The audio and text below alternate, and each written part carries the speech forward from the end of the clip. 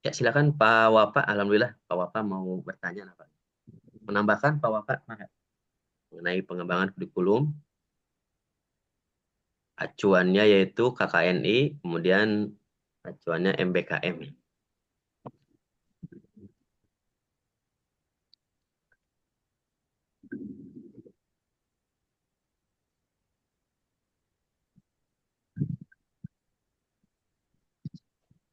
Perlu kita ketahui juga bahwasannya program-program khususnya di MBKM itu sebenarnya Pak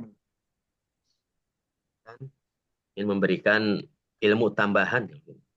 Jadi dari 8 semester itu dipersilahkan 3 semester untuk mengambil di luar prodinya. Karena memang hari ini antara program yang kita ambil, kemudian realita pekerjaan yang kita dapatkan, terkadang berbeda dengan ilmu yang kita ambil ataupun jurusan yang kita ambil di perkuliahan.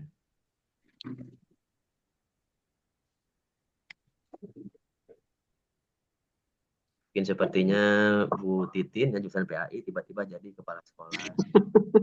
Nah, S1-nya pada S1 manajemen. Tadi kurang konsen tadi. Jadi untuk sekarang diberikan keleluasaan, ada kebijakan MBKM di mahasiswa pada kemungkinan seperti kita juga kadang merasakan ya, waktu Ya. kuliah jurusan apa, kemudian di realita pekerjaan ternyata diberikan tanggung jawab ataupun beban di bidang apa. Mudah-mudahan dengan kebijakan MBKM nanti pengembangan kurikulum PAI bisa disisipi dengan materi yang lainnya supaya bisa bermanfaat di kehidupan nyata. Iya, kita didinya. Tadi jelasin aja dulu di level SMA aja dulu atau SMK tadi. Mangga. Di level SMA, SMK. Kalau kita lihat dari mengacu kepada KKNI, KKNI itu kan tadi ada 9 ya, 1 sampai 9. Level pertama yaitu jenjang lulusan yang setara dengan lulusan pendidikan SMP. Kemudian level kedua, KKNI level kedua, yaitu setara dengan lulusan pendidikan SMA. Nah, berarti kalau kita lihat, share screen kembali, untuk anak-anak khususnya anak SMA, berarti apabila pengembangan PAI-nya, pengembangan PAI, kurikulum PAI-nya, ya mengacu pada KKNI, berarti untuk SMA itu ada di level 2 tadinya. SMA ada di level 2. Nah, ini. Lulusan pendidikan menengah SMA setara dengan jenjang kedua ataupun di KKN itu level kedua. Ada program akademik itu lulusan anak SMU ya, SMA, SMU. Kemudian dari program vokasi berarti lulusan anak SMK sebagai program profesinya. Nah, kalau dalam pengembangan karir berbasis pelatihan kerja, berarti nanti mereka setara dengan operator. Operator di pelatihan kerja, kemudian pengembangan karir berbasis pengalaman mereka juga operator.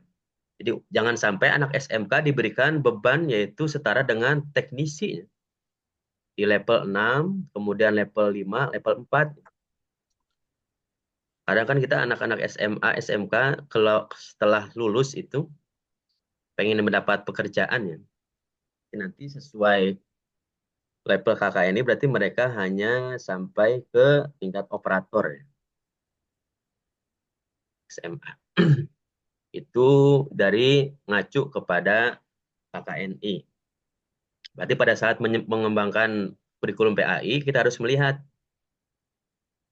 PAI ini mau diterapkan di level berapa gitu ya. Level 9, 8, 7, 6, 5, 4, 3, 2, 1. Jangan sampai kita menyusun PAI, kurikulum PAI yang diterapkan, yang seharusnya diterapkan di level 9, kita terapkan di level 2.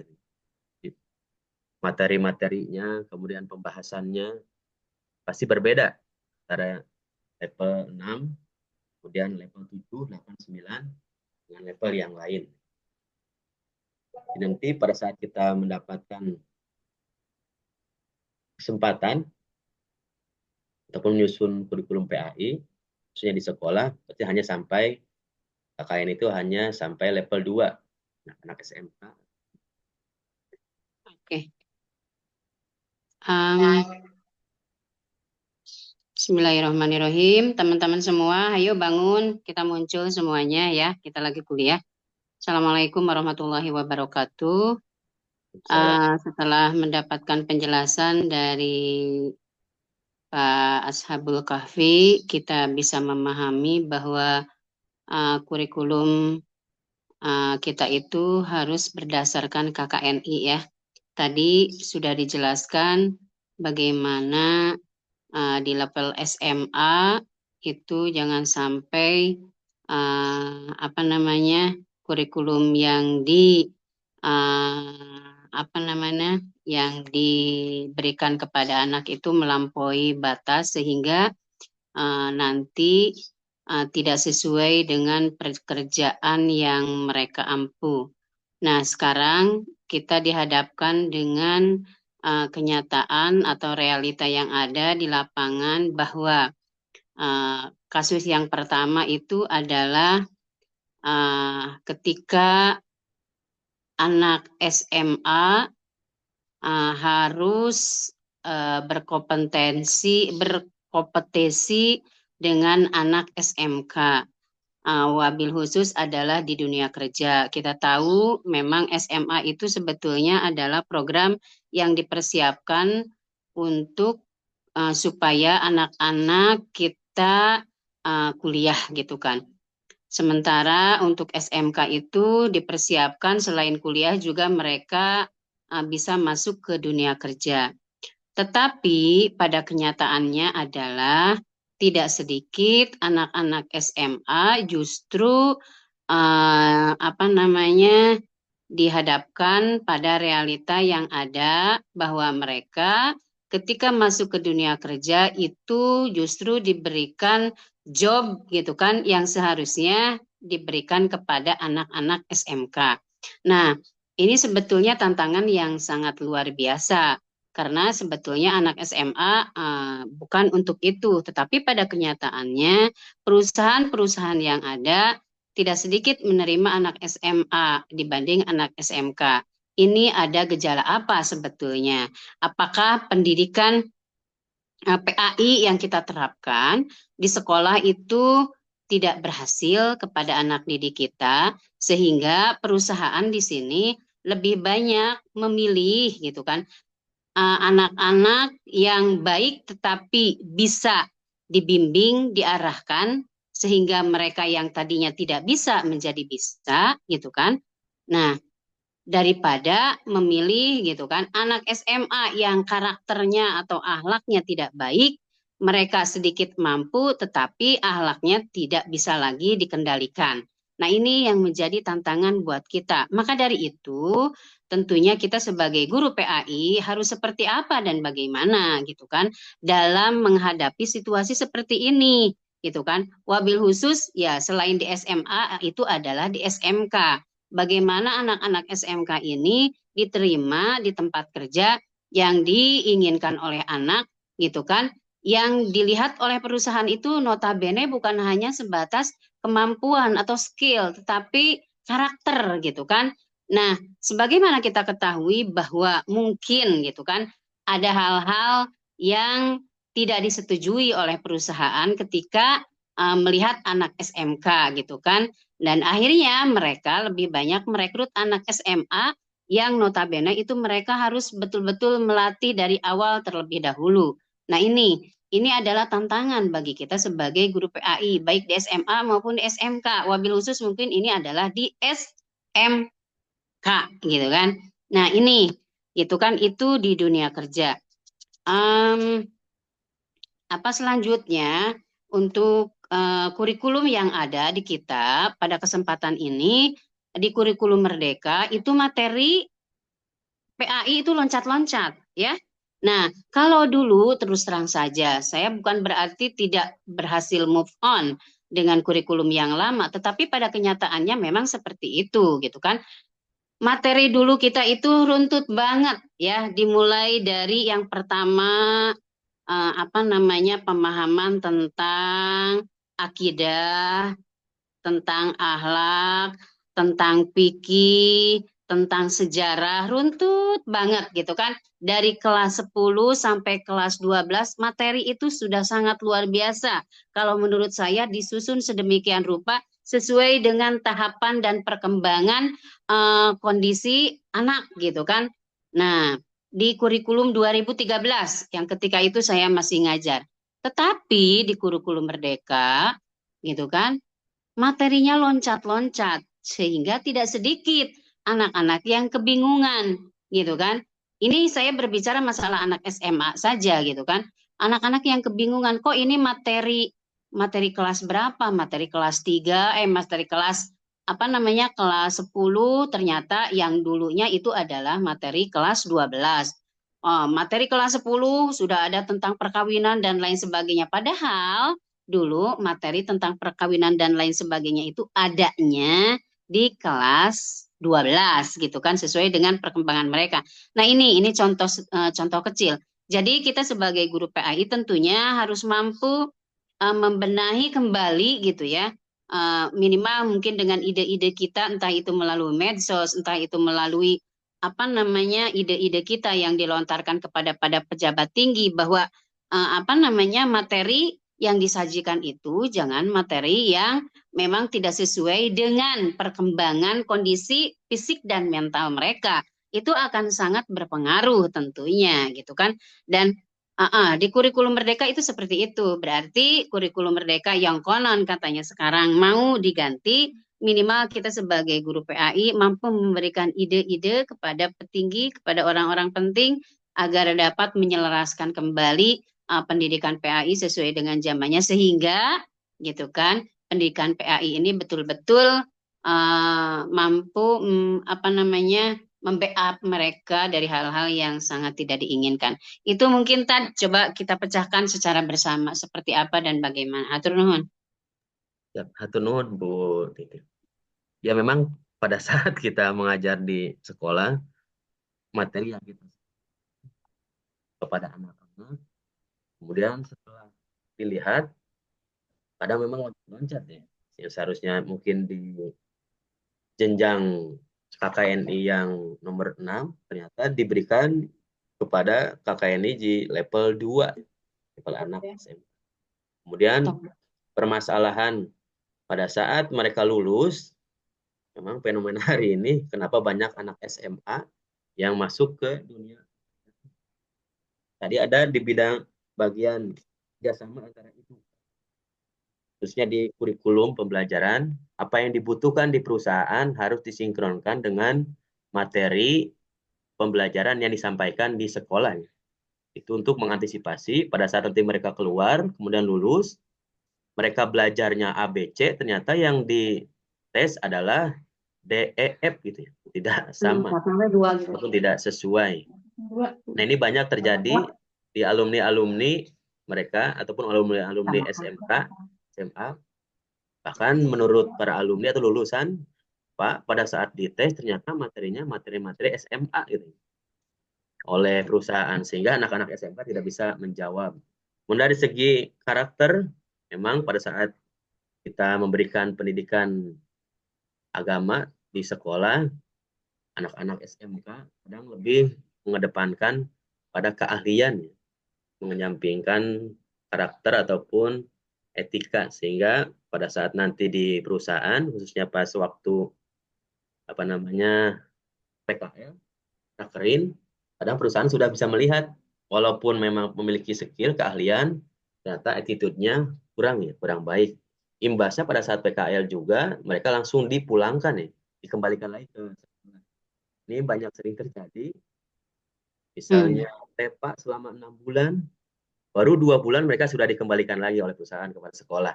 Karena tidak disiplin, kemudian ada hal-hal yang mereka melanggar aturan, padahal perusahaan sangat ketat sekali di peraturan, sehingga anak-anak SMK dipulangkan lagi yang prakterin, yang PKL. Banyak terjadi, dengan nanti bahasnya maka pada saat mereka lulus pun kadang yang menjadi favorit, mungkin yang kebanyakan itu favorit anak-anak SMA. Nah, ini juga kami rasakan di lembaga pendidikan yang kami tempat kerja itu ya, banyak terjadi seperti itu.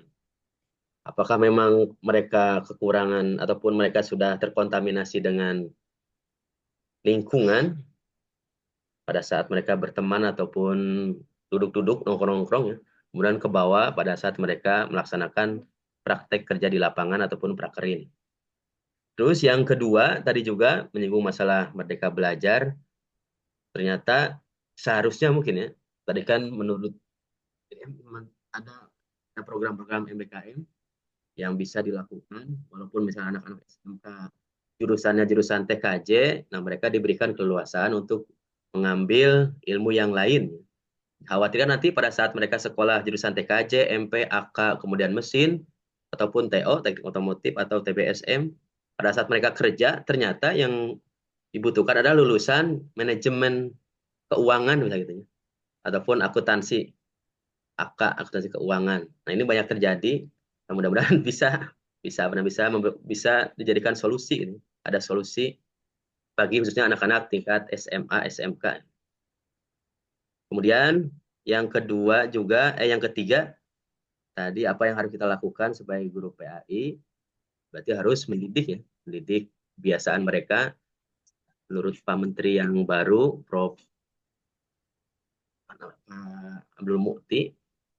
Sebenarnya penanaman karakter itu tidak harus ditanamkan teori-teori yang banyak, kita hanya cukup untuk pembiasaan.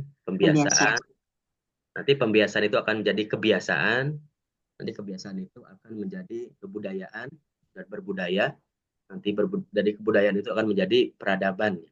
Mungkin itu dari Pak Menteri yang baru, supaya anak-anak kita memberikan pembiasaan di sekolah, semenjak sekolah, walaupun hanya terbatas 3 tahun, ataupun misalnya kalau dari tingkat SD, SMP, SMA mungkin hampir 12 tahun.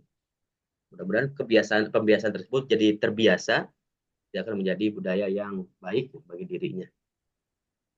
Ya, nampaknya ada teman kita juga, Pak Wapa, mau ataupun Bu Lina sudah angkat tangan mengenai pengembangan kurikulum PAI sesuai dengan level KKNI dan juga harus beracu kepada MBKM. Bagaimana fenomena di lembaga pendidikan tempat Bu Lina, apakah sudah sesuai kurikulum PAI-nya sesuai dengan level KKNI ataupun tidak sesuai? Misalnya yang seharusnya PAI di S1 diberikan di tingkat level 2, yaitu anak-anak SMK, SMA. Misalnya di level 6 kan, KKN level 6, khususnya di S1 ataupun D4 terapan, di sana ada tentang konsep ketuhanan, kemudian ada peran keluarga sebagai sebagai pendidik. Nah, kita terapkan kurikulum S1 di kurikulum tingkat SMA, SMK. Ya, silakan. Nah, terima kasih ya, Bu Lina, dipersilakan. Ya, enggak sih Pak, hanya ingin menanggapi tadi aja Bu Hajah Titin. Itu jangan dulu berisik. Apa namanya tuh? Kalau mungkin kalau Ibu mah karena kepala sekolah ya, kan, jadi mungkin tahu gitu ya fenomena secara menyeluruh ya SMA SMK. Kalau di lingkungan Lina sendiri itu justru SMK itu emang kerja gitu. Kalau SMA jarang yang kerja di sini mah gitu ya. Bahkan kami kalau dibilang begini, anak SMK itu ketika SNBP aja itu banyak yang gak lulus ya, walaupun mereka ada jatah dari sekolah kami, walaupun ini sekolah favorit tapi yang lulus cuma 2 gitu ya.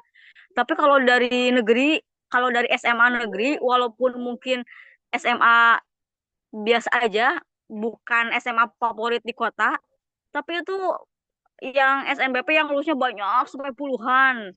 karena mungkin itu dia ya Bu ya, kalau SMA kan lebih kepada kuliah daripada kerja gitu. Jadi kalau fenomena di sini mah emang anak SMK tuh emang kerja, dan mereka pun ketika diwawancara mereka nggak ada niatan kuliah lagi, dah emang niat ke SMK teh supaya ingin kerja gitu, supaya langsung kerja, supaya punya keahlian. Begitu kalau di sini mah ya Bu ya. Tapi mungkin Ibu mah banyak banyak pengetahuan di mana-mana, semua SMA SMK ngasih info.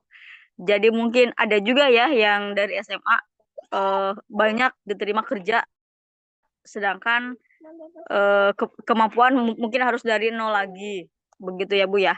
Hanya tanggapan aja.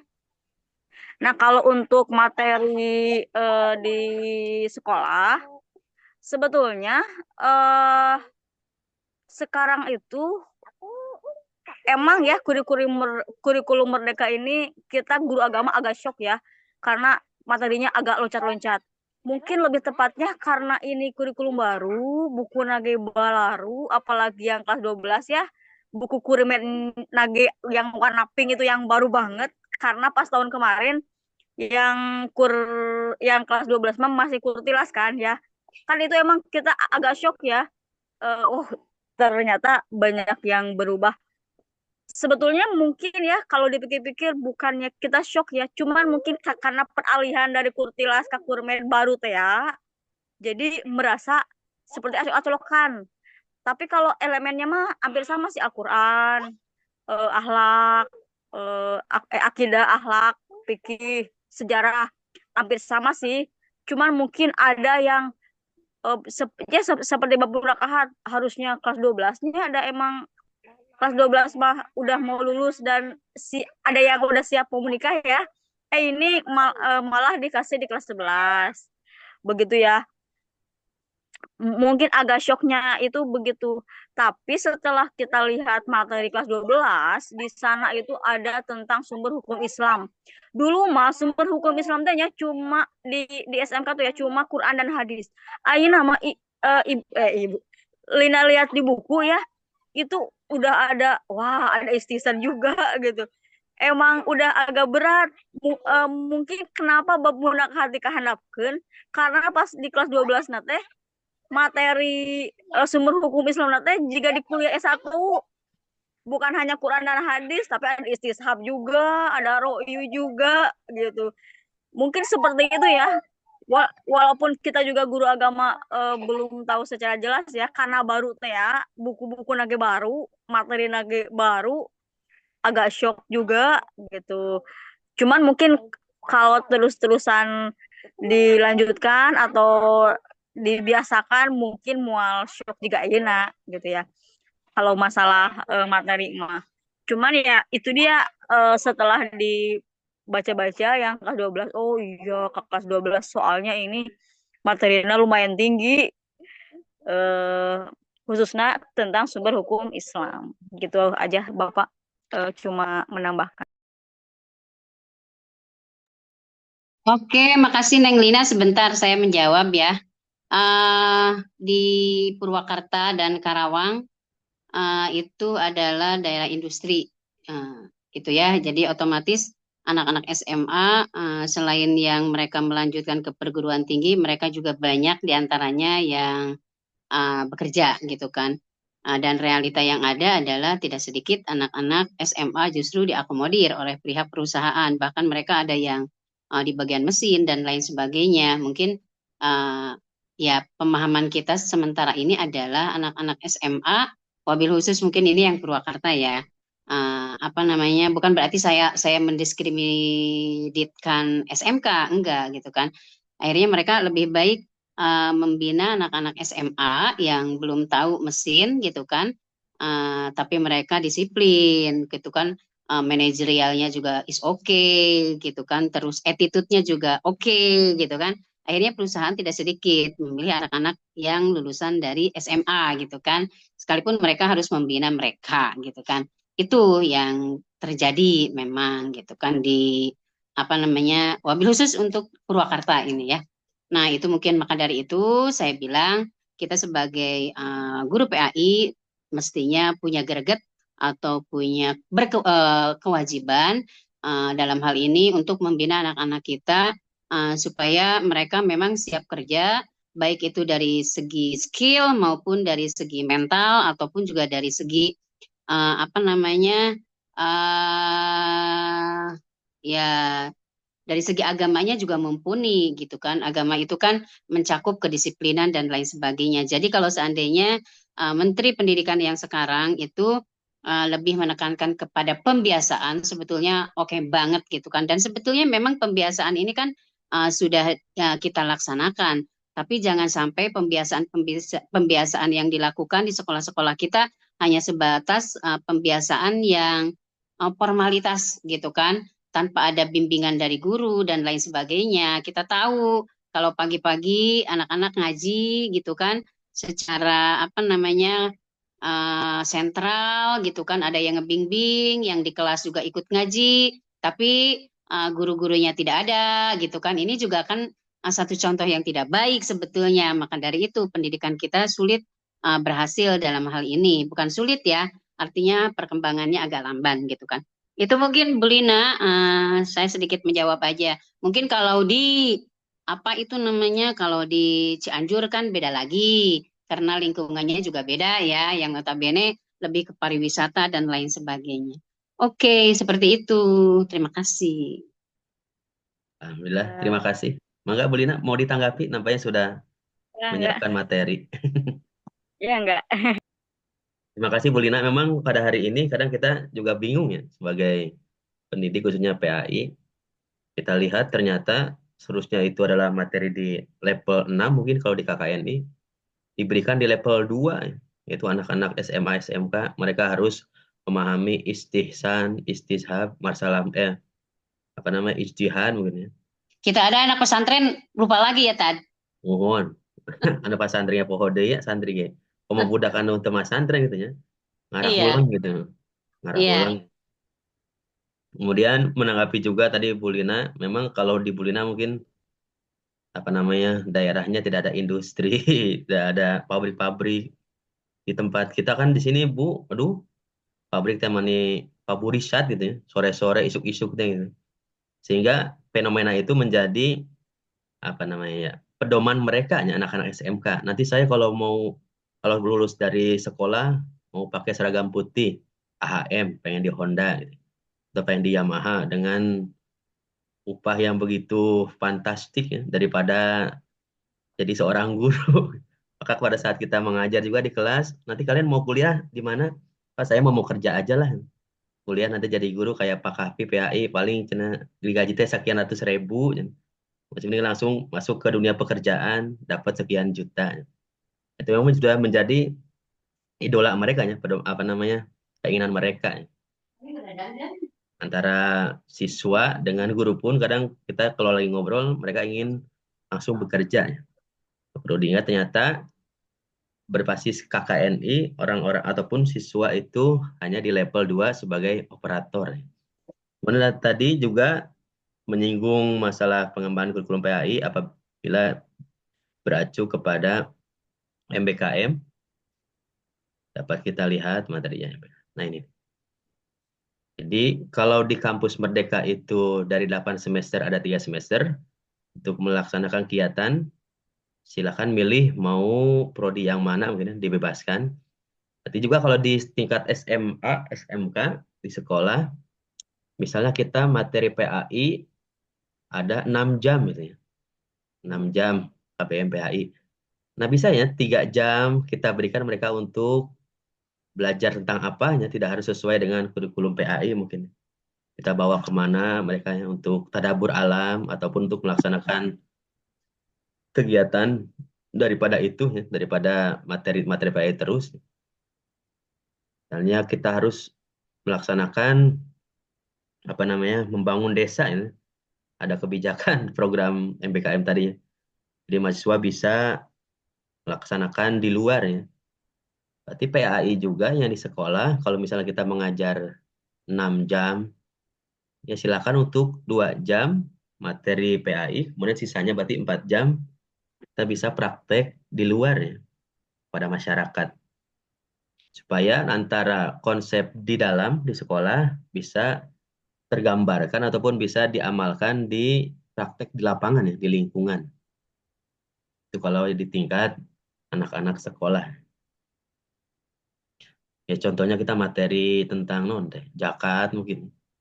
Ataupun mulasarah mayit, ngurus mayit, berarti langsung aja prakteknya. Tidak full misalnya mereka mendapatkan materi, kita bisa praktek di luar ya, dari total jam pelajaran PAI. Ya nampaknya Pak Wapak sudah siap-siap mau menambahkan atau mau berkomentar.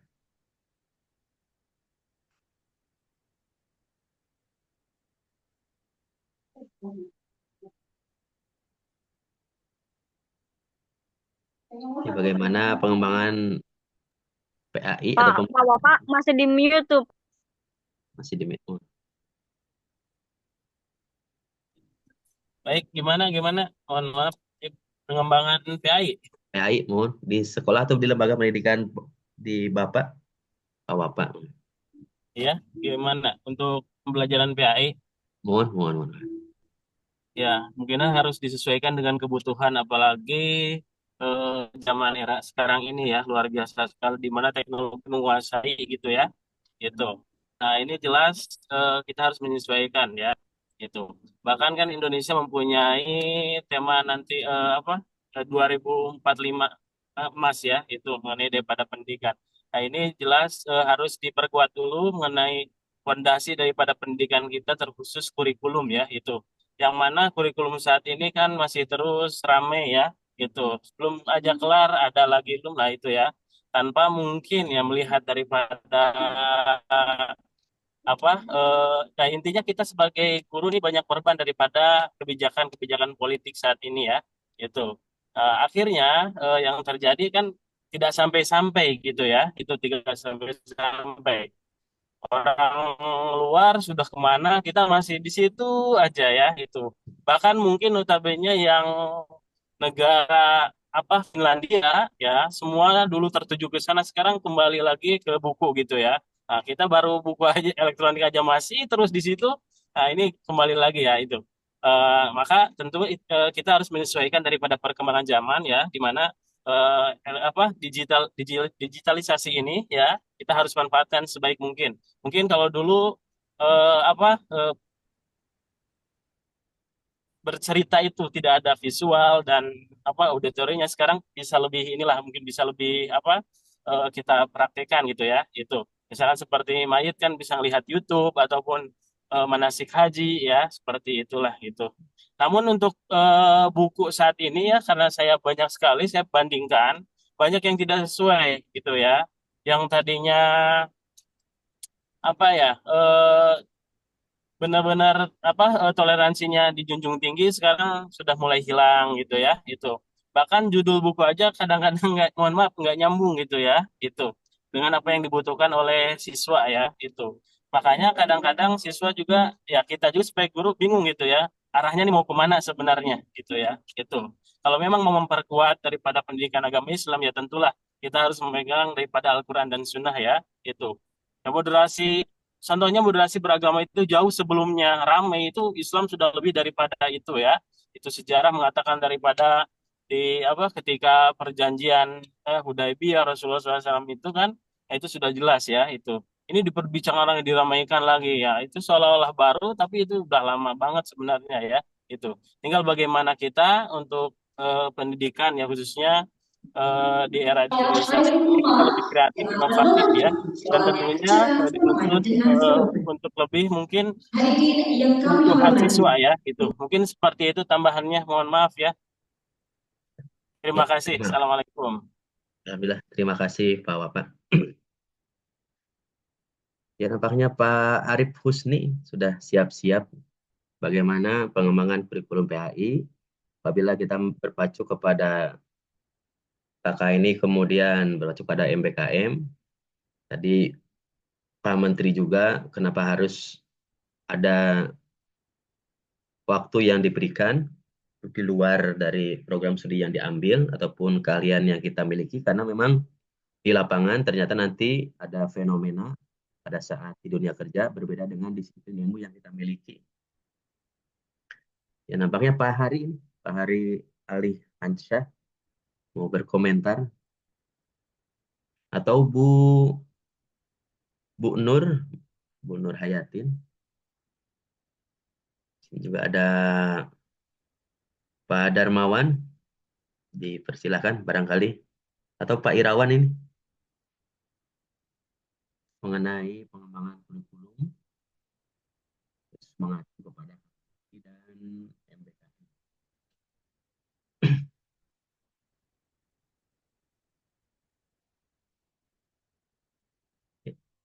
Nampaknya Bu Lina Pas mau kita mangga Bu Lina. enggak, saya masih keingetan yang tadi ya. Ya, Kalau masih yang tadi apa ya? Kalau emang di suatu kota atau di kabupaten yang memang itu kota industri, ya, apakah perlu diperbanyak lagi sekolah SMK-nya? Atau apakah dari SMP anak itu harus diedukasi? Oh, kamu kalau cita-citanya atau tujuannya mau ke pabrik ini, kebetulan banyak pabriknya. Kenapa nggak ke SMK? Kenapa nggak ke SE? Kenapa harus ke SMA? Apa harus ada begitu dulu? Apa gimana, Pak? Soalnya saya jujur aja saya baru tahu. Oh, ternyata karena emang kota industri anak-anak SMA jadi ini ya jadi pada memburu kerja gitu. Itu jujur aja saya baru tahu karena mungkin di Cianjur pabrik ada satu gitu ya nggak banyak seperti yang di sana gitu. Nah apakah sekolah SMK harus diperbanyak atau gimana Pak? Supaya anak itu pas gitu ya pas ketika lulus sekolah itu pas pernah gitu loh bagaimana Pak? Baik, boleh saya menambahkan, Bu Lina? Mangga Pak. Ya, ya sebenarnya sih untuk apa jenjang SMA dan SMA ini tergantung daripada kebutuhan suatu ini ya, wilayah gitu ya, itu. Dan itu biasanya sudah ada penelitian, di mana kalau misalkan banyak pabrik yang biasanya lebih diperbanyak daripada sekolah SMK gitu ya. Kalau misalkan ada satu pabrik, terus ya itu juga disesuaikan ya. Intinya si anak ini lebih dijuruskan kalau SMA. Kalau SMK, kalau SMA itu dikasih pembekalan kalau ingin kerja itu biasanya ada BLK di sana ya. Itu dikasih skill ya, itu. Yang mana mungkin ketika nanti tidak kuliah dia bisa bekerja gitu ya. Itu. Ya, tapi fenomena saat ini antara SMA dan SMK itu kadang-kadang sama aja gitu ya. Ketika lulus ya udah gitu kan. Jadi jadi apa ya? Tidak sesuai dengan harapannya ya.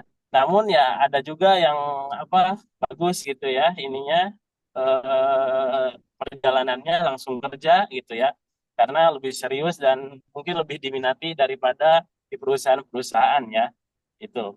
Nah, itu tinggal bagaimana ke anaknya saja ya, Bu Lina ya, gitu. Kalau misalkan ke dunia kerja, berarti silakan di SMK dijuruskan ya, itu mau apa. Jadi sudah diperkuat skillnya ya, itu yang benar-benar dibutuhkan oleh suatu perusahaan. Nah, kalau SMA ini lebih kepada karir ya, karir, jenjang pendidikan melanjutkan ya, itu. Ya tuntutannya sih seperti itu ya untuk SMA. Kalau SMK lebih kepada dunia pekerjaan nantinya ya. Nah, paling tidak seperti itu ya, Bu Lina ya. Jadi kalau misalnya kenapa nggak diperbanyak aja SMK itu karena itu kan udah kayak kayaknya udah ini juga gitu, udah apa perbandingan ya, udah di ini kayaknya gitu ya. Sudah disesuaikan dengan kebutuhan.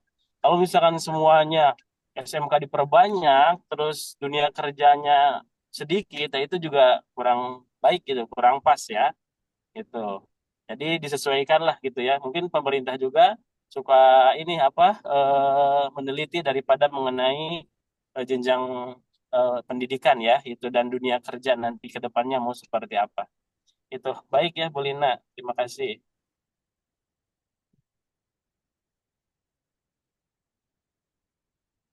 Halo, sedikit Siap. menambahkan Bu Lina, memang terjadi perbedaan yang sangat signifikan mungkin antara daerah Cianjur dengan Purwakarta dan sekitarnya. Wabil khusus kita daerah penyangga ibu kota, Bekasi, Karawang, Purwakarta, gitu kan. Nah, itu notabene sekarang sudah menjadi daerah industri sekalipun pada kenyataan yang terjadi sekarang itu adalah banyak pabrik-pabrik juga yang migrasi ya ke Jawa gitu kan. Karena banyak hal mungkin di samping yang pertama itu upah di kita apa namanya Tinggi ya upahnya. tinggi ya, upah di kita itu tinggi, UMKM ya namanya ya, apa namanya ya, upah di kita itu tinggi. Kalau di Jawa mungkin biaya produksinya bisa ditekan sedemikian rupa. Di samping itu juga tenaga kerja di pabrik itu banyaknya orang-orang Jawa gitu kan. Nah, akhirnya sekarang yang terjadi adalah banyak pabrik yang migrasi ke daerah Jawa. Bu Lina, perlu diketahui bahwa jumlah SMK di Purwakarta itu lebih banyak dibanding jumlah SMA. Begitupun apalagi di Cikampek, apalagi di Kerawang, itu lebih banyak SMK dibanding SMA yang swasta, wabil khusus gitu kan. Nah, itu yang perlu diketahui. SMK di Karawang, di Cikampek aja itu menjamur banget, gitu kan, seperti di Pakavi dan lain sebagainya, gitu. Itu luar biasa SMK belum yang negeri banyak, yang swasta justru lebih banyak. Di Purwakarta juga yang negeri apa namanya banyak, yang swasta justru lebih banyak, gitu kan. Tapi pada perkembangan selanjutnya fenomena yang terjadi di Purwakarta itu sekarang eh, apa namanya jumlah anak yang masuk ke SMK tidak terlalu banyak seperti tahun-tahun sebelumnya. Nah, ini fenomena yang terjadi. Wallahu alam ada apa gitu kan. Eh, tapi pada kenyataannya memang seperti itu untuk tahun ini ya. Jadi anak yang daftar ke SMK itu mengalami penurunan yang signifikan gitu kan dibanding tahun-tahun sebelumnya. Sementara yang ke SMA, wabil khusus di Purwakarta itu ya luar biasa, seluruh SMA pasti penuh gitu kan. Nah, itu fenomena yang terjadi. Wallahu alam ini ada apa gitu kan kita juga nggak tahu. Itu yang terjadi di Purwakarta, Karawang, mungkin juga Bekasi seperti itu. Terima kasih.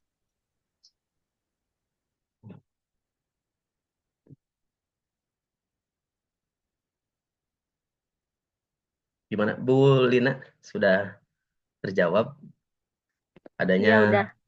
Ternyata fenomena? oh iya. Apalagi SMK swasta ya, pasti menjamur ya.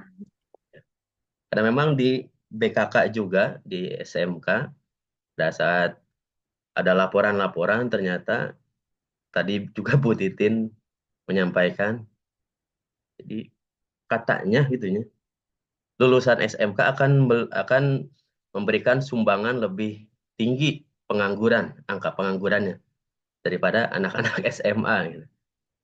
Sampai juga orang-orang BKK ataupun yang bagian BKK itu kumahanya budak SMK pada mah 3 tahun diberi keahlian tapi ari kana gawe hese gitu ya. Tidak keterima terus ya. Mungkin dari segi attitude ataupun penilaian karakter juga itu mempengaruhi. Kemudian juga yang terjadi fenomena juga pada saat tes masuk perusahaan ternyata materi-materi anak-anak SMA katanya. Bukannya materi waktu diberikan di sekolah SMK gitu ya. Menurut mereka. Pada saat ada seminar wirausaha, emang di sekolah pun anak SMK kadang banyak yang tidak lulus ya. Yaitu karena memang mereka mungkin satu kurang memahami tes ataupun soal-soal yang diberikan oleh perusahaan, ataupun memang mereka ada kesulitan dari penilaian sikap. Memang kita alami juga pada saat anak-anak SMK mereka prakerin di perusahaan, kadang ada yang dipulangkan ya, karena memang sikapnya kurang kurang baik gitu lah. Sehingga perusahaan langsung dikeluarkan saja ya, dipulangkan lagi ke sekolahnya. Gitu. Dan apanya Pak Arif Husni tadi sudah mau berbicara mengenai kurikulum PAI dengan mengacu kepada KKNI dan MBKM. Ya. Baik Pak Kavi, terima kasih. Diskusi hari ini tentang pengembangan kurikulum pendidikan agama Islam dengan mengacu pada KKNI dan kebijakan MBKM. Sangat menarik sekali diskusi hari ini kaitan dengan kebijakan pemerintah kaitannya dengan jenjang karir. Mungkin tadi agak sedikit banyak mendiskusikan tentang jenjang karir, dan saya pun agak sedikit melebar juga kaitannya dengan kebijakan atau jenjang karir. Kita tahu bahwasannya kebijakan kampus Merdeka dan Merdeka Belajar itu ini berakibat kepada lulusan fresh graduate.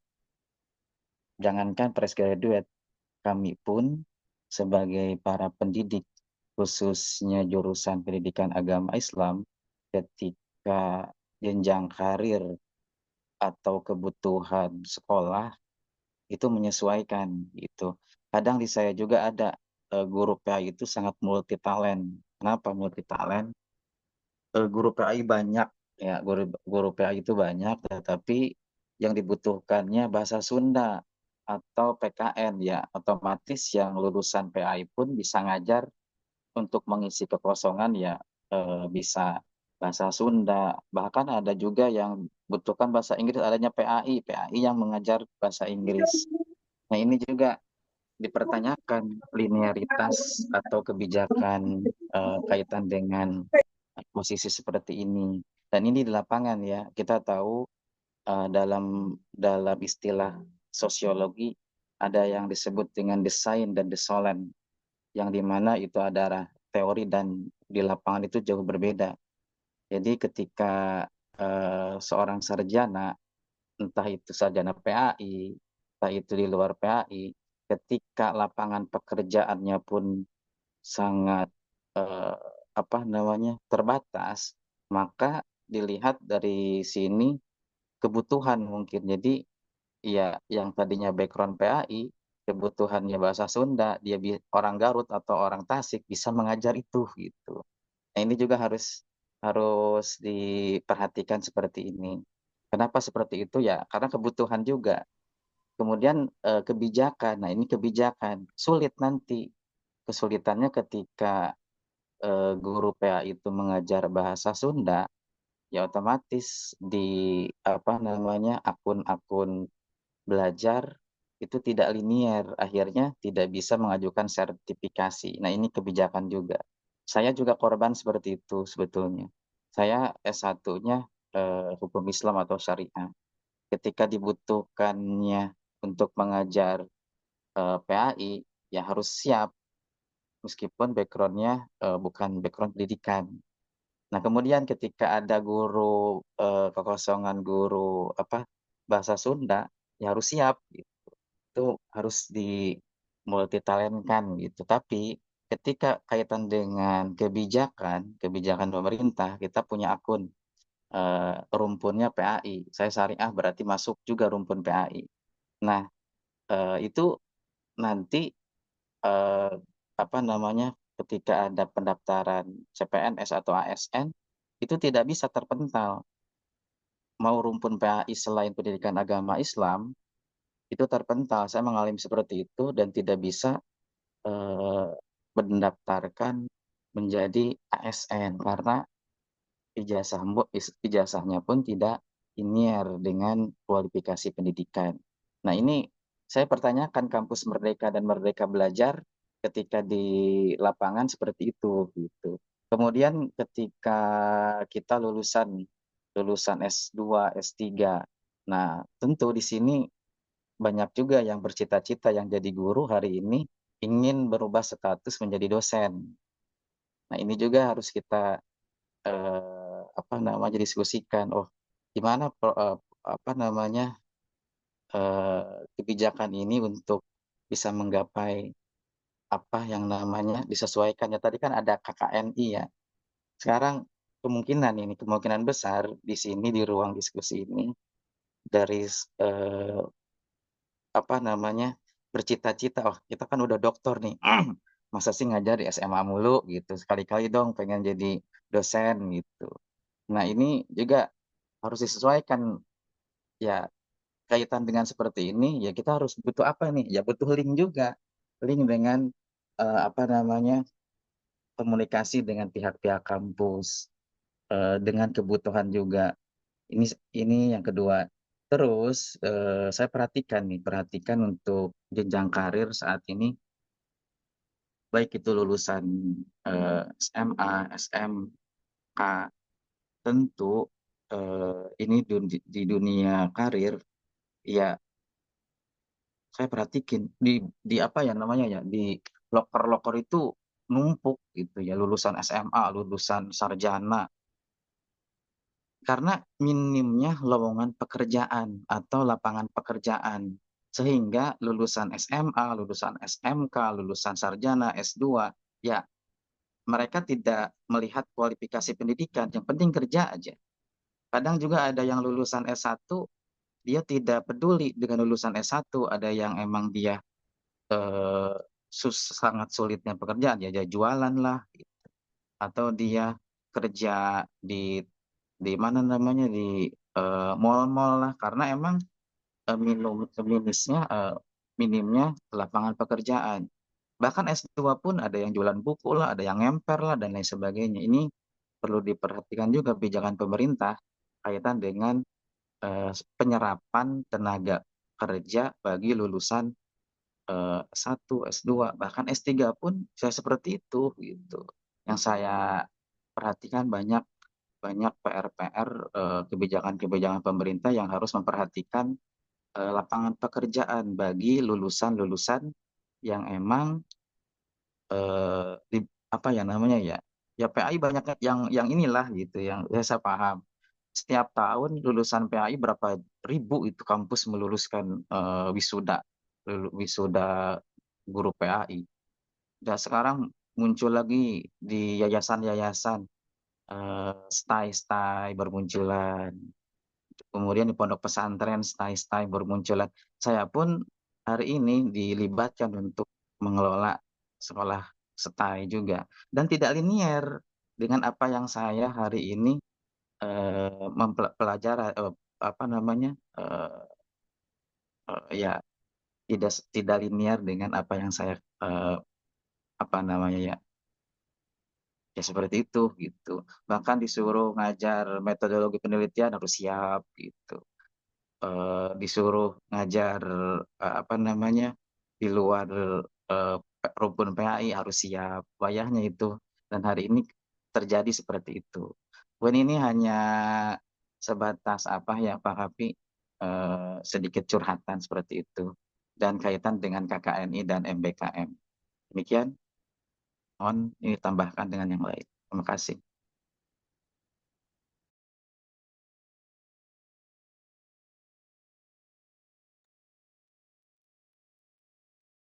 Pak Kapina kemana eta?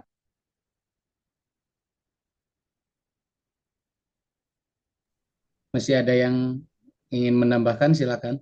Atau dikira cukup, kalaupun ada yang menambahkan ataupun mau curhatan lagi boleh.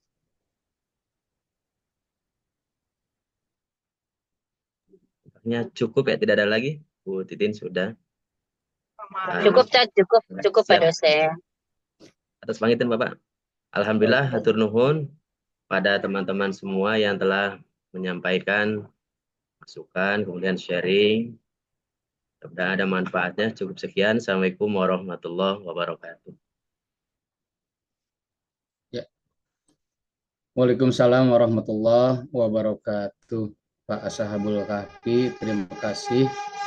Yang sebagai pengganti yang harusnya tadi adalah ya teman-teman yang dua orang itu yang yang harus tampil. Sekali lagi terima kasih kepada teman-teman. Ini sebagai warning saja. Jadi Bapak Ibu, ya sahabat-sahabat S3 di Prodi S3 PAI, jadi mohon kapanpun ya, terutama yang belum tampil, untuk siap tampil, ya siap tampil kapanpun, karena kita mau belajar tadi banyak hal ya. Bapak Ibu menyampaikan tentang kurikulum ya berdasarkan KKNI dan permasalahan-permasalahan pencapaian mutu pendidikan itu termasuk PAI itu adalah ya agak kurang disenangi ya, termasuk banyak permasalahan, juga kembali kepada diri kita.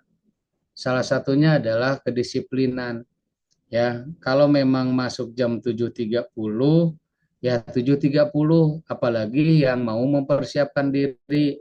Kan Bapak Ibu ini adalah guru, Bapak Ibu adalah dosen. Maka di dalam RPP ataupun di dalam modul ajar adalah guru itu 15 menit harus sudah standby menyiapkan di kelas atau di ruangan itu.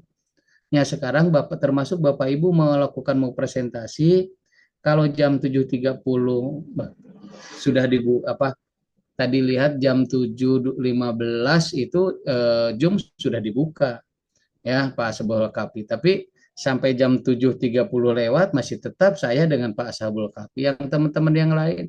Nah itu adalah cermin dari kedisiplinan ya. Jadi Rasul itu kan gitu, kalau peserta didik kita mau disiplin, kembali ke diri kita. Kalau diri kita ya seperti itu, jangan harap mahasiswa ataupun siswa kita disiplin. Sedangkan RPP itu adalah acuan kita. Saya sering, kalaupun RPP itu tidak dibuat, nggak apa-apa. Ngapain dibuat kalau untuk dilanggar? Yang penting adalah pelaksanaan dari RPP ataupun modul ajar. Orang tua kita, guru kita zaman dulu jarang membuat RPP. Tetapi jam 6 guru kelas 1 itu sudah standby di depan menyambut ya, menyambut peserta didiknya sampai dengan disun, sampai dengan diusap, didoakan dan sebagainya. Itu adalah penerapan RPP. Daripada Bapak Ibu ngomel kepada pemerintah, guru itu lebih banyak administrasi. Baru itu juga nggak dikerjakan. Yang penting itu dilakukan, ngapain dibuat kalau nggak dilakukan. Dan yang protes itu adalah Bapak dan Ibu, ya, rata-rata misalkan, yang tidak mengerjakan, ya tidak membuat dan tidak mengerjakan. Sekarang membuat RPP itu 1 menit, 2 menit beres, saya bisa aplikasinya. Nah, contohnya orang-orang pendidikan agama Islam, arah ke depan itu termasuk KKN, BKM itu apa yang kualifikasi tambahan untuk mendukung profesional pengembangan pendidikan agama Islam itu yang dibutuhkan. Jadi sekali lagi kalau memang Bapak Ibu komitmen jam 7.30, kita masuk jam 7.30. Bahkan yang presentasi itu sebelum jam 7.30. Ya. Bapak Ibu sudah level 9, level terakhir. Dan tidak ada lagi gelar ataupun pendidikan yang harus Bapak Ibu tempuh. Di KKNI itu ini adalah level ke-9. Nggak ada level 10 misalkan dari S3 ini gelar pendidikan apalagi, nggak ada. Tetapi gayanya masih level tadi level S1 ya, sekolah dasar. Kan malu.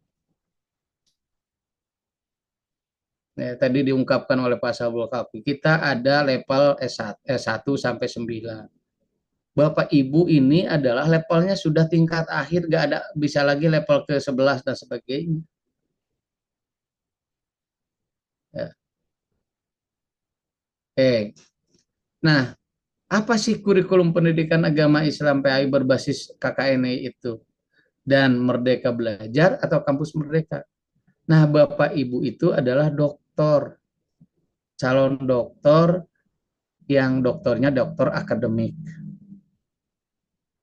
Ya, Bapak Ibu harus membedakan. Ya, tadi banyak pertanyaan, apakah maning SMA, maning SMK, maning vokasi, maning akademik? tidak ada yang paling kuat. Saya ini SMA, ini SMK ataupun akademik dan non akademik. Dua-duanya bagus. Ya, sehingga tadi teman-teman ya tadi bertanya, kalau gitu SMK-nya lebih banyak. Saya selaku asesor, memang betul terjadi permasalahan. SMK itu semakin banyak dan memang penyumbang terbesar pengangguran. Iya. Kenapa itu? Karena salah juga yang menyelenggarakan ataupun kurikulum yang membuat SMK itu serasa SMA. Sehingga lulusannya dia tidak bisa apa-apa. Kenapa tidak bisa apa-apa? Kurikulum yang dibuat oleh SMK itu ya serasa SMA, termasuk tentang dunia industrinya nggak ada, TEPA-nya nggak ada.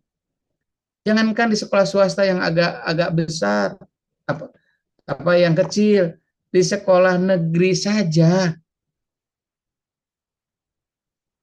TEPA itu hanya beberapa yang itu. TEPA yang misalkan kalau ada 6 jurusan, contoh Bapak Ibu, kami kemarin visitasi misalkan di sekolah agak besar, ada nyampe ke 7 jurusan.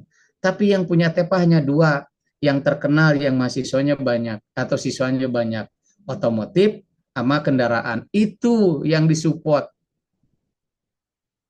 Tetapi misalkan administrasi perkantoran, akuntansi, multimedia, ditanya TEPA, buka bige. Sehingga hanya mengandalkan, nah serasa itu. Ditambah lagi ya program-program dari guru pendidikan agama Islam dan guru pendidikan agama Islam itu ada guru-guru normatif dan adaptif. Sehingga hari-hari dalam arti gini, tidak ada keterhubungan antara guru-guru yang normatif adaptif terhadap ya guru-guru yang produktif. Kan itu mah bagian produktif, silakan aja. Oh, ini yang bagian produktif. Jangan seperti itu. Jadi kehadiran kita guru pendidikan agama Islam baik di SMA ataupun di SMK harus memang mewarnai menjadi satu kesatuan yang utuh. Jadi kita menjadi manusia yang utuh itu ya dari berbagai organ, dari mulai tangan, mata, mempunyai fungsi yang masing-masing termasuk agama. Di situ hadir di SMA, di situ hadir di SMK menjadi bagian nanti ya lulusan kualifikasi akademik itu SMA misalkan atau perguruan tinggi ya SMP dan sebagainya menjelma menjadi akhlakul karimah. Sehingga kalau dia bekerja atau menganalisis ya dia nilai-nilai agamanya ada.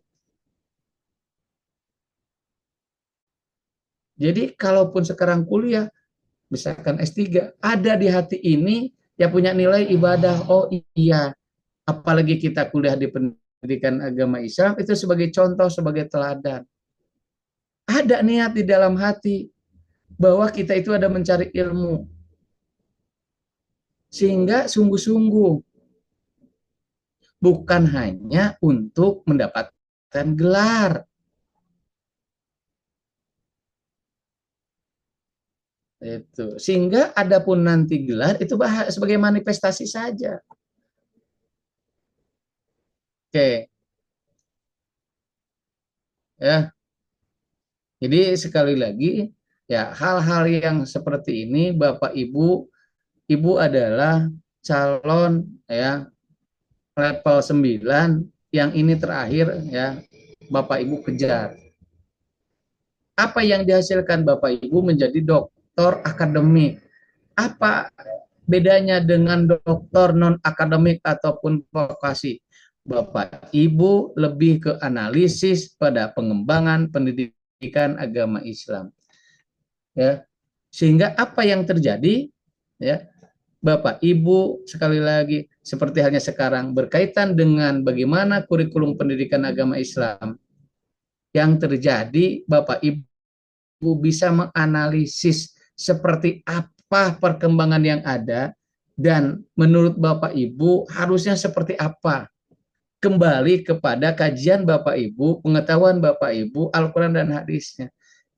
Ditambah lagi nanti pengalaman ya, Bapak Ibu selama ini harus seperti apa. Nah, itu setiap tema, setiap kajian Bapak Ibu bisa menganalisis perkembangan-perkembangan yang terjadi, ya, kasus-kasus yang terjadi di pendidikan agama Islam.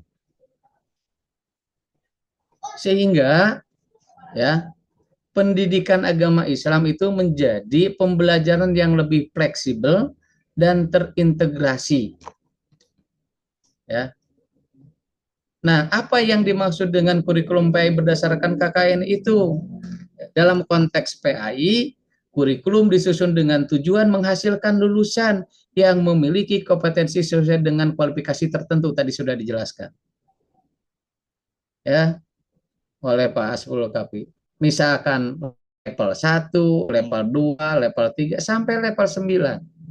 Sehingga Bapak Ibu bisa menganalisis contohnya kasus tentang tema kurikulum PAI berdasarkan apa masalah yang terjadi di lapangan, Bapak Ibu bisa mengkaji itu.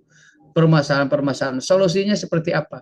Pemecahannya seperti apa? Mau dibawa ke ranah ya Al-Quran dan hadis, silakan. Mau dengan keilmuan yang lain, silakan.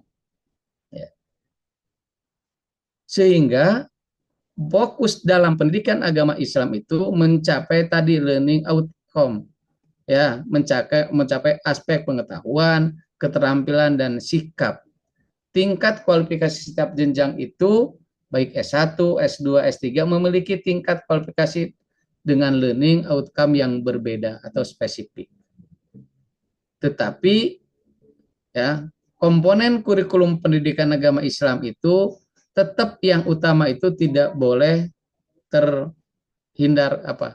dihindari. Apa kurikulum komponen yang utama itu dalam pendidikan agama Islam? Tadi berkaitan dengan kaidah tafsir, hadis, fikih dan akidah akhlak. Itu adalah kaidah-kaidah komponen utama di dalam pengembangan kurikulum pendidikan agama Islam. Nah, ditambah lagi selain kalau ada kompetensi pendukung. Nah, kalau tentang misalkan tadi yang utama tafsir, hadis, fikih dan akidah akhlak, maka kompetensi pendukungnya misalkan bisa tentang keterampilan mengajar, bisa tentang manajemen pendidikan, bisa tentang teknologi, bahwa mau tidak mau untuk menyampaikan tentang tafsir, hadis, fikih dan akidah akhlak itu perlu manajemen, perlu keterampilan, perlu teknologi untuk bahwa tujuan itu bisa sampai kepada objek. Nah, itu dinamakan ilmu-ilmu pendukung. Silakan. Termasuk Bu Titin, alhamdulillah misalkan ya, selain beliau misalkan kepala sekolah, beliau itu adalah kompetensinya pendidikan agama Islam, tapi tegapte bisa membuatkan PPT kalau ada sesuatu hal misalkan sekarang Pak Ashabul Kahfi misalkan lagi sakit, membuat kanva dengan singkat 1 menit beres. Nah, itu kan keterampilan pendukung.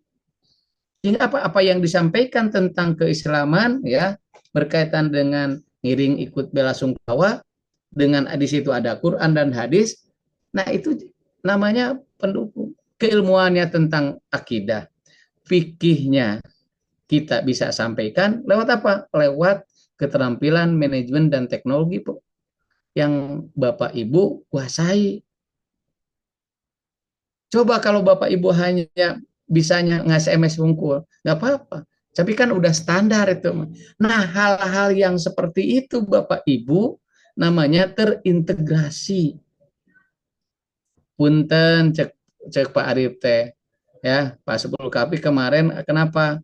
Ya, sakit ya, cuma di WA aja. Beda kalau dengan dibuatkan dengan Canva, wah akan cepat sembuh tuh.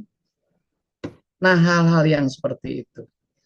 Yang kedua, kurikulum pendidikan agama Islam itu berdasarkan MBKM.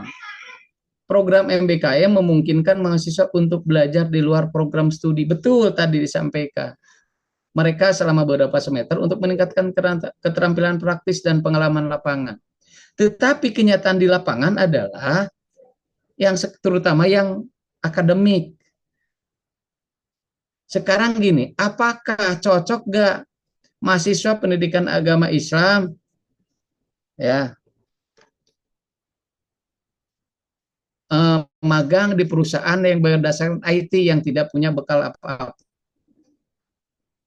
Itu yang menjadi masalah. Jadi dalam arti bahwa tadi tetap harus sejalur kalau MBKM juga. Jadi contohnya, orang-orang non-akademik atau orang vokasi, teknik elektro, sinah ngajar ke SMP nyambung tuh. Di situ nggak ada didaktik metodiknya. Beberapa nyampaikan tentang, bisa saja sampaikan materi tentang elektro ke anak SMP ataupun SMA. Tetapi dia gagap dari segi didaktik metodiknya, dari cara penampilannya dan sebagainya, dia nggak akan tahu. Nah, harusnya ya termasuk kampus dan pemerintah juga ya dalam arti MBKM itu adalah yang mendukung. Kalau PAI ya misalkan bisa magang di pondok pesantren supaya memang nyambung ilmu yang didapatkan dengan praktek-praktek yang di kehidupan sehari-hari, bisa di madrasah ya, sehingga ilmu-ilmu itu memperkuat. Contoh misalkan ya, ataupun di rumah sakit tapi bagian misalkan bagaimana memelihara jenazah ataupun bidang keagamaannya. Nah, hal-hal yang seperti itu. Tetapi kembali kalau di perusahaan, di kuliahan juga tentang TEPA-nya harus jalan. Kalau kita memang mau menerjunkan tenang mahasiswa ke rumah sakit berkaitan dengan ya bagaimana mengelola misalkan keagamaan termasuk memelihara jenazah di rumah sakit, maka TEPA-nya ya di kampus harus jalan. Jangan sampai hanya teori saja seperti halnya SMK langsung TEPA-nya di perusahaan. Nah, itu contoh kasus. Jadi kebiasaan TEPA-nya tidak ada di sekolah, langsung di di perusahaan. Ada hal yang secara manajemen itu kalau Bapak Ibu di sekolah misalkan anak kesalahan sedikit itu kedisiplinnya dibiasakan tidak diterapkan. Di sekolah hanya rugi apa? Tapi kalau di perusahaan ruginya rugi materi dan rugi segalanya. Contoh kasus. Kalau anak di TEPA-nya ya di proses TEPA di sekolahnya itu tidak dibiasakan pakai kan ada baju seragam biasa, ada baju praktek misalkan di sepeda motor. Nah, di TEPA itu jangan seperti anak SMK, jangan coba-coba dibiasakan atau yang tidak pakai baju praktek masuk ke lab. Kenapa? Karena itu terjadi kemarin. Saya di SMK kemarin visitasi, betul terjadi. Dan itu waktu PPL karena kebiasaan di TEPA-nya di itunya dibiarkan oleh gurunya, dan di dunia industri lagi magangnya juga itu. Sehingga apa yang terjadi? Yang terjadi adalah kerugian perusahaan. Saya kemarin misalkan masuk ke Honda, mau servis ke Daihatsu. Ya, ternyata ada siswa salah satu SMK yang pakai baju seragam biasa, enggak standar Honda. Maka termasuk saya enggak mau ditangani oleh anak yang magang. Maka saya enggak jadi. Sedangkan kalau misalkan untuk servis berkala itu, apalagi misalkan sudah tidak ada diskonnya, belum ganti apa-apa, kemarin saya itu nyampe 11 juta. Ganti oli dan sebagainya, ganti kupling dan sebagainya. Makanya saya yang tadinya di Garut ke Bandung. Nah, hal-hal yang seperti itu, maka kalau di dunia kerja itu sudah rugi. Ya rugi nanti menjadi nama baik. Coba kalaupun tetap anak SMK juga, kalau tetap seragamnya standar AHAS. Nah, SOP itu hal yang K3LH-nya kalau dibiasakan di sekolah, maka nanti di dunia kerja juga akan seperti itu.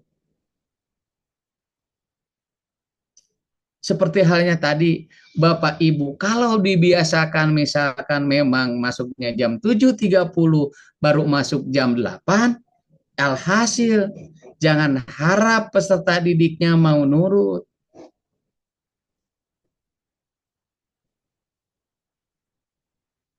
Sehingga saya heran kadang,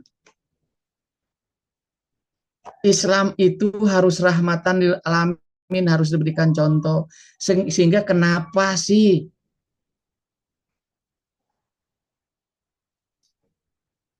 padahal bukan Islamnya tapi orangnya, aturannya sudah jelas. Islam itu menanamkan disiplin, Islam itu misalkan contoh tentang kebersihan aja. Kebersihan itu sebagian daripada iman. Mau itu hadisnya doib ataupun itu, tapi kan bermanfaat. Terserah saya mau, karena bukan itu. Tapi kadang iri dengan orang-orang yang non Muslim. Lihat sekolahnya, bersih di orang-orang non Muslim, bersih kene orang-orang non Muslim. Visitasi kemarin ningali ke madrasah menihayang ongkek. Tapi kalau ke sekolah non Muslim, bersihnya minta ampun. Apakah gajinya gede? Enggak. Karena sudah ada di dalam hati di setiap itu. Jadi SOP-nya 15 orang murid laki-laki, laki-laki, si petugas itu membersihkan kembali, mengepel lagi dan sebagainya. Apakah gajinya? Enggak, enggak. Saya tanya, Mang Ocan, berapa gaji di SMP Daya Susila? Hanya 600. Kok sampai gini? Enggak apa-apa, tapi nanti Allah akan mengganti kami nanti di surga. Gitu cenah. Hari urama geus puguh di Al-Qur'an dan hadis. Tamah Mang Ocan mah Allah akan mengganti nanti saya di surga katanya. Nah, hari orang Muslim. Nah, hal-hal seperti itu. Bahkan rahmatan lil alamin. Termasuk teknologi. Tuh menang iya, tuh menang itu, dan sebagainya. Apakah orang Muslim sudah rahmatan lil alamin? Pak Haji Nanang sering ke umroh, ke tanah suci. Namun pesawat buatan luar eta rek bisa tuh umroh? Enggak, karek nepi ka Selat Sunda geus ngajebur. Itulah fungsi ilmu pengetahuan. Sehingga orang luar itu ilmu pengetahuan nggak bisa mengandung ras dan sebagainya. Enggak, itu silakan gunakan untuk kepentingan manusia, untuk mencapai tujuannya. Silakan, tujuannya kalau Islam itu adalah agama. Tentang beberapa hal yang tentang misalkan ayeuna termasuk pakaian saja. Nu kahatek teh apakah orang Muslim? Enggak, orang India. Coba lamun eueuh kahatek atau kita bubur kieu putih tinsik tuh, cantiknya. Itu kan produk-produk orang luar. Termasuk sisir. Ya. Orang luar memikirkan itu. Maka rahmatan lil alamin kita ya harusnya Muslim itu betul-betul rahmatan lil alamin. Dan itu sudah diajarkan oleh Rasul. Kenapa kita yang sudah diajarkan, diberikan contoh dan sebagainya enggak seperti itu? Terlena. Merasa kita itu adalah mayoritas, ternyata kita itu paling bagus, tetapi pas pelaksanaannya centang perenang.